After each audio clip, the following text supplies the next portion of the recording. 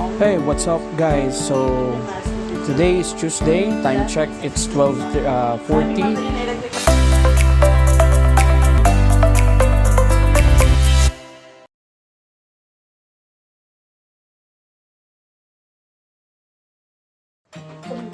Hi, what's up? Good morning. Today is Tuesday and time check, it's 12:40. So wala muna tayong dance cover today. So it's because meron din akong pasok. So work from home ako. So ito yung laptop ko. Ayan. So medyo komportable tayo. Nasa bahay tayo. Wala tayong mararamdaman at wala tayong makikitang traffic.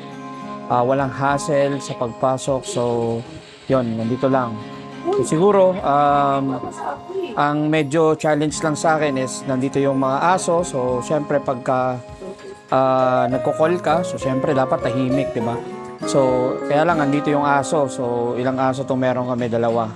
Tapos, nandyan din 4 na pusa. So, para kaming Manila so dito sa bahay. Pero ganun pa man, nakaka-relax din. So, kasi, yun nga. So, minsan pagka wala akong ginagawa, pinaglalaroan ko yung mga pusa at saka yung aso. Hindi naman sinasaktan, kundi nilalaro ko lang para stress reliever din. So, sa dami rin ng calls na natatanggap ko. So, very stressful din kasi yung trabaho sa work from home sa call center. So, actually call center pero IT pala ako doon. So, yun nga. So, yun, hanggang 10 o'clock. So, minsan, pagka sinipag ako, nag-OT pa ako ng 2 hours. So, natatapos ako ng 12 a.m. Tapos, maglilinis ako ng bahay. So, syempre, yung family ko naglinis na ng umaga. So, ako naman ng duty after. So, yun. Tapos, after nun, so, yun lang ng mga halos mga daily task ko naman. So, eto, magwa 1 p.m. na. So, mag-duty na ako. So, alright. See you. Bye-bye. Ito na nga guys, may call na ako. Bad trip, diba? Kalimitan sa call center agent, ayaw ng call.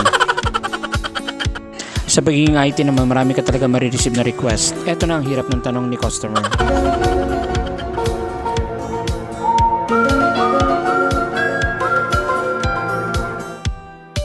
Medyo nagasgas ang brain cells ko doon.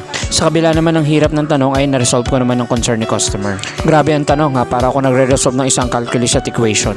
Kala ko nga nagtitake ako ng board exam Ipahanap ba naman sa akin ni customer yung X? Nasa tabi-tabi lang naman niya. Ganun pa man, masarap pa rin sa pakiramdam kasi na-resolve ko pa rin yung customer's concern. Madami ka talaga matututunan sa pagiging call center agent at ang una mong matututunan ay kung paano matulog habang naka-duty. Pangalawang mong matututunan ay paano mag-lunch sa loob lang ng 5 minutes. Pero we should be proud kasi tayo yung tinatawag na bayaning puyat. Paano mga ka-winner? Hanggang sa muli, paalam!